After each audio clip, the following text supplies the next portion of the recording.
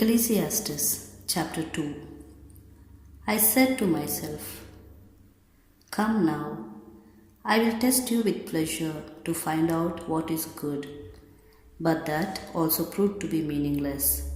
Laughter, I said, is madness, and what does pleasure accomplish? I tried cheering myself with wine and embracing folly, my mind still guiding me with wisdom. I wanted to see what was good for people to do under the heavens during the few days of their lives. Undertook great projects.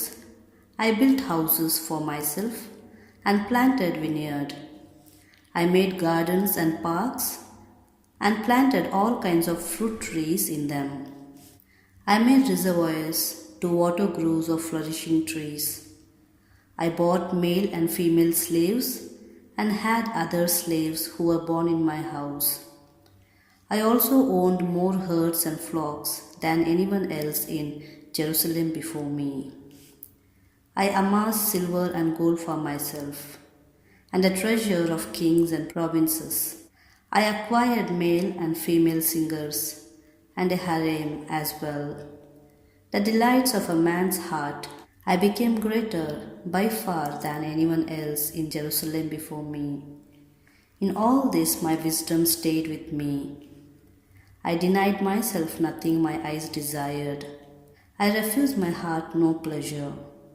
My heart took delight in all my labor, and this was the reward for all my toil.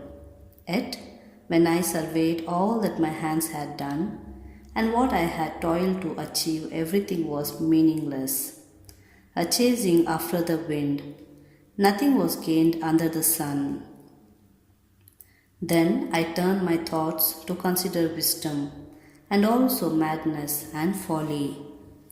What more can the king's successor do than what has already been done?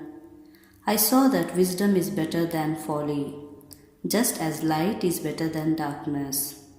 The wise have eyes in their heads, while the fool walks in the darkness.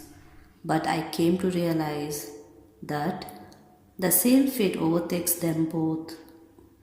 Then I said to myself, the fate of fool will overtake me also. What then do I gain by being wise? I said to myself, this too is meaningless. For the wise, like the fool, will not be long remembered. The days have already come when both have been forgotten. Like the fool, the wise too must die. So I hated life, because the work that is done under the sun was grievous to me. All of it is meaningless, a chasing after the wind. I hated all the things I had toiled for under the sun, because I must leave them to the one who comes after me, and who knows whether that person will be wise or foolish? Yet they will have control over all the fruit of my toil, into which I have poured my effort and skill under the sun. This too is meaningless. So my heart began to despair over all my toilsome labor under the sun.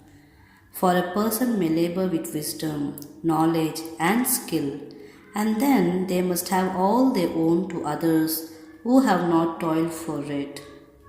This too is meaningless and a great misfortune. What do people get for all the toil and anxious striving with which they labor under the sun? All their days their work is grief and pain. Even at night their minds do not rest. This too is meaningless. A person can do nothing better than to eat and drink and find satisfaction in their own toil. This too I see is from the hand of God.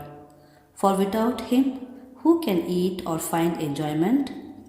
To the person who pleases Him, God gives wisdom, knowledge, and happiness.